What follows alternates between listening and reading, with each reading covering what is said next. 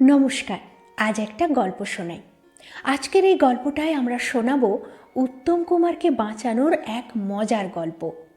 মহানায়ক উত্তম কুমারকে নিয়ে আগের এক ভিডিওতে আমরা শুনিয়েছিলাম কিভাবে ক্ষেপে যাওয়া পাবলিকের রোষে উত্তম কুমার সহ পুরো টিমকে পড়তে হয়েছিল। আজ শুনবো হারানো সুর সিনেমা মুক্তি পাওয়ার পরের এক ঘটনা। 3 সপ্তাহ আগে হারানো সুর মুক্তি পেয়ে গেছে। মানুষ হৈ হৈ করে উত্তম সুচিত্রা জুটির এই অনবদ্য কাজ দেখার জন্য হলগুলো হাউসফুল করছে। সবাই উত্তম সুচিত্রা জুটি বলতে একেবারে পাগল।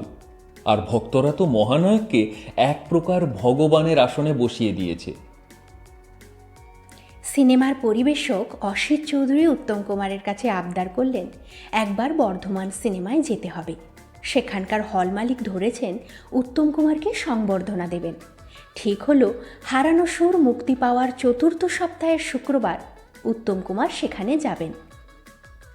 কিন্তু উত্তম কুমার যাওয়ার খবর পেলে মানুষের ভিড় হবে।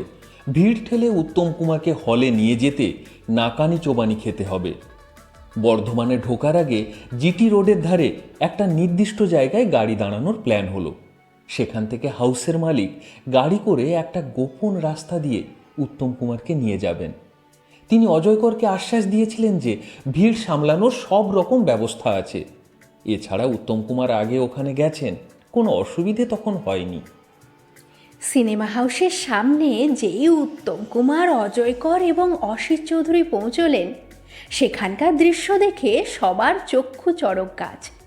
প্রায় 1000 লোক উত্তম কুমারকে দেখার জন্য সেখানে হাজির।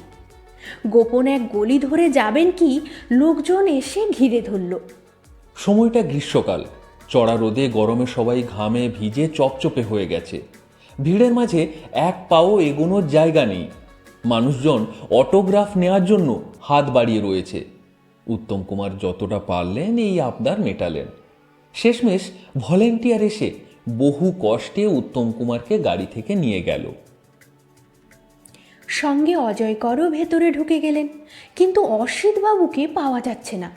অনেকক্ষণ পরে যখন অসিতবাবু ভেতরে ঢুকলেন, ওকে দেখে সবাই হাসবেন কি কাঁদবেন খুঁজে পেলেন না।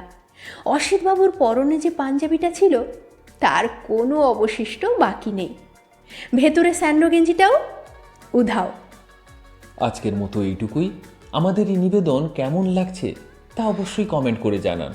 ভালো লাগলে লাইক করুন, শেয়ার করুন এবং আমাদের এই চ্যানেলটি সাবস্ক্রাইব করে দিন। ধন্যবাদ।